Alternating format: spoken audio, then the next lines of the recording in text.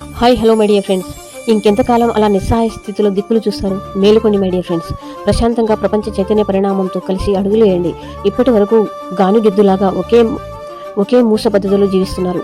దుర్భర పరిస్థితుల కోసం, విషాదం కోసం, నా ఆరోగ్యం కోసం, అస్తవ్యస్తమైన కుటుంబ పరిస్థితుల కోసం, పేదరికం కోసం కలలుగంటున్నారు. మీరు సృష్టించుకున్న దుర్భర పరిస్థితుల కారణంగా దుఃఖిస్తున్నది ముమ్మాటికి మీరే మీరే మీరే మీరే రామ్తా ఎన్నో రోజుల నుండి నా ఆర్టికల్స్ చదువుతున్నా ఇంకా పైన చెప్పిన పరిస్థితులు మీకు ఉన్నాయంటే ఇంకా మీరు విషాద దృక్పథంలో ఆలోచించడం లేదు. వీటన్నిటిని నుండి బయటపడాలంటే ముందు మీ పై వాటన్నిటికీ వ్యతిరేకంగా ఆలోచించండి. ఇంతకన్నా సులభమైన మార్గం ఏదీ లేదు మై డియర్ ఫ్రెండ్స్. ఎవరో వచ్చి ఏదో చేస్తారని అనుకోవడం మూర్ఖత్వం అవుతుంది.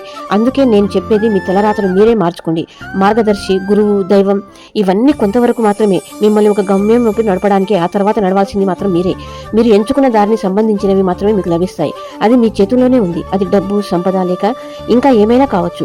గురువు చదువు చెప్పడం మాత్రమే, పరీక్ష రాయాల్సింది మాత్రం మీరు. ఆలోచించండి గొప్పగా, ఉన్నతంగా. Thank you Guruji. Thank you universe.